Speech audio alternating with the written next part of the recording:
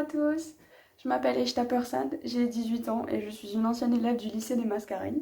Actuellement, je suis en deuxième année de DUT en génie mécanique et productique à Toulouse. Et si je vous parle aujourd'hui, c'est pour vous partager un moment de ma vie qui m'est arrivé, que j'aurais juste jamais cru que ça arriverait un jour. En gros, dans le cadre d'un projet, donc le projet Tetris, j'ai eu la chance de pouvoir parler à l'astronaute Thomas Pesquet, qui lui était en mission dans la Station spatiale internationale. Mais avant de rentrer plus dans les détails, je vais juste vous parler rapidement du projet. Donc le projet Tetris, j'en ai déjà eu l'occasion d'en parler lors d'un Sunset LDM en mai cette année-ci. Et pour ceux qui ne le connaissent pas, du coup, c'est un projet qui est né en fait à la suite d'un concours, donc le concours Génération ISS, lancé par le CNES et Thomas Pesquet. Et donc Tetris en est sorti parmi les lauréats. Et il consiste en fait à envoyer plusieurs expériences, donc 4 expériences, des mondes Maxwell, les figures de Chladni, des fusions de gouttes et café de Mancy, toutes regroupées dans une sorte de boîte, donc qu'on appelle la plateforme, et qui seraient envoyées dans l'ISS afin d'y être réalisées en microgravité. Malheureusement, suite à certaines complications dues à la crise sanitaire, seulement une expérience a eu l'occasion de partir. Donc elle est partie cette année-ci en août. C'était les figures de Chladni. Donc les figures de Chladni, le concept c'est assez simple et très beau même. C'est sur une plaque, on vient y mettre un peu de sable et avec un archet de violon, on vient faire vibrer cette plaque. Et on va remarquer que le sable va commencer à se déplacer et à former des formes quand même très artistiques et très belles donc sur la plaque. Vous le faites aussi, si je ne me trompe pas, en TP. Je ne sais pas si vous le faites toujours ou pas. Où justement vous venez faire vibrer un fil tendu et on voit apparaître, donc à un certain moment, on voit apparaître des nœuds et des ventres sur le fil. Donc là, ce serait l'expérience en une dimension. Sur la plaque, ça serait en 2 dimensions. Et le but donc dans l'ISS, c'est de le faire en 3 dimensions avec la microgravité. Donc depuis le début du projet, plus de 200 étudiants se sont relayés le travail, donc des étudiants de l'IUT Mesures Physiques et l'IUT Génie Mécanique dont je fais partie. Et c'est en janvier 2021, après avoir fait une lettre de motivation et passé des entretiens, que j'ai été prise dans le projet. Il existe au sein de Tetris plusieurs pôles. Donc on a les pôles techniques, on retrouve un pôle pour chaque expérience et c'est eux qui vont travailler plus sur l'aspect physique-chimie des expériences. On a ensuite un pôle méca qui lui va s'occuper plus de la conception et de la fabrication des expériences et de la plateforme.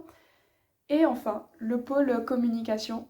Donc je fais partie du pôle communication où on va plus gérer l'organisation des événements, la recherche de collaboration, de partenariats, donc le financement aussi.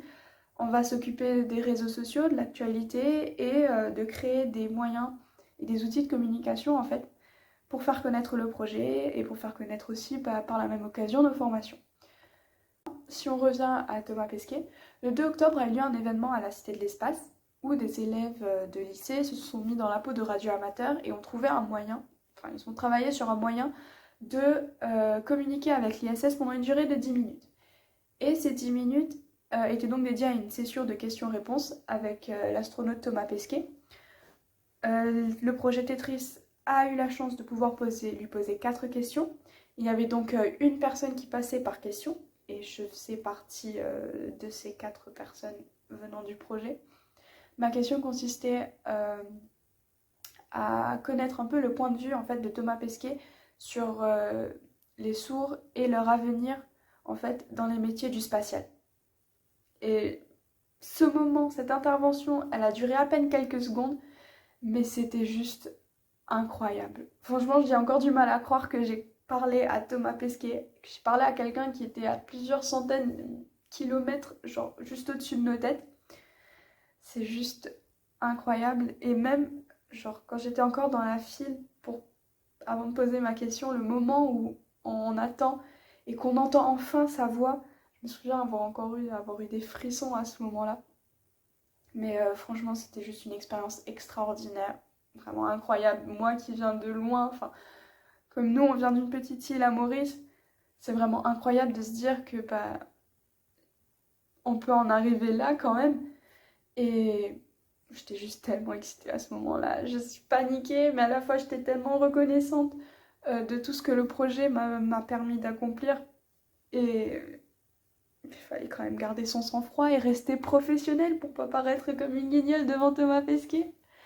En plus, c'est qu'un détail, mais Thomas Pesquet a du premier coup réussi à prononcer mon nom. Et ça m'a juste rendu tellement contente parce que bah, j'ai pas forcément le nom le plus facile à prononcer, surtout quand on le lit juste. Donc, franchement, mon message rapide comme ça, ce serait si jamais il y a quelque chose qui vous passionne, peu importe le domaine, juste foncez.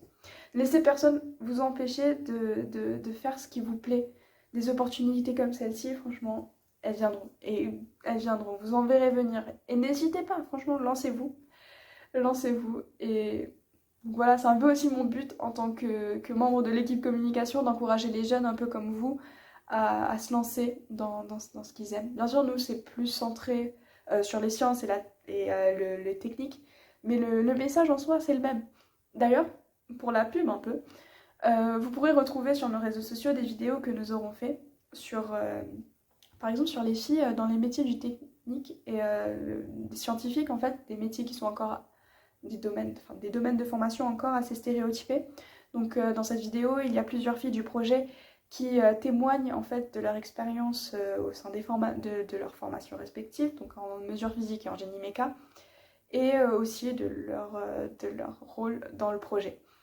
Ensuite, bien sûr, sur nos réseaux, vous trouverez d'autres vidéos sur les différents pôles, un peu à la style Combini. Vous trouverez des vidéos sur les expériences pour avoir un peu plus de détails et des vidéos, enfin des photos, des posts, des actualités sur les événements comme celui de la Cité de l'Espace. Donc vous tapez sur Facebook ou sur Insta, genre MP in Space, j'essaierai de vous l'afficher, et sinon sur YouTube c'est IUTMP Projet ISS pour les plus longues vidéos. Donc voilà, merci beaucoup pour votre attention en espérant ne pas avoir été trop long. Ça m'a juste fait, ça me fait juste tellement plaisir en fait de pouvoir partager ça avec vous. Et bah, je vous souhaite une bonne continuation pour la suite. Et ciao!